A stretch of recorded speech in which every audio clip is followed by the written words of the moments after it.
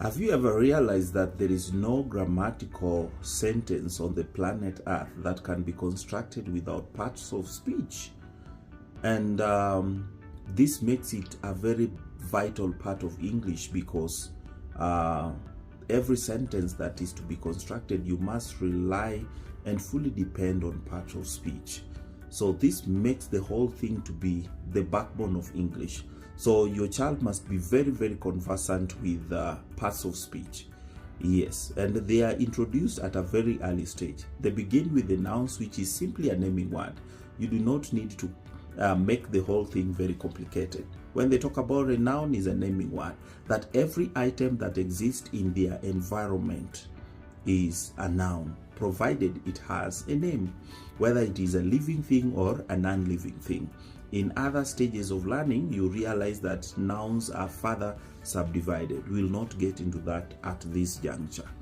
The next thing we go to, once we have the nouns, then we need a word that we can use instead of the noun, because as good writers, we are advised not to repeat the nouns within our sentence, more so the proper noun. Where, let's take for example, there's a learner by the name John. So you're writing story about John. It is not expected of you that at that particular time you're writing, you keep on repeating the name John. There are always the pronouns. So pronouns are words that are used instead of the noun.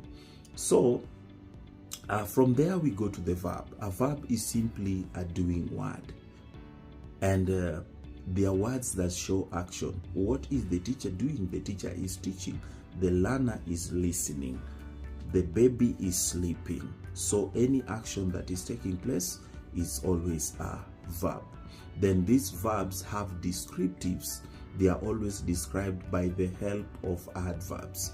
So the adverbs are there to help us understand how the action took place. So adverbs also vary. I'll be able to mention how they vary later.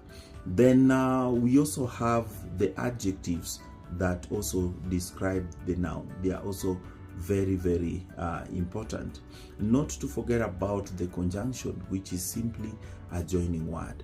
There are different types of conjunctions that we have.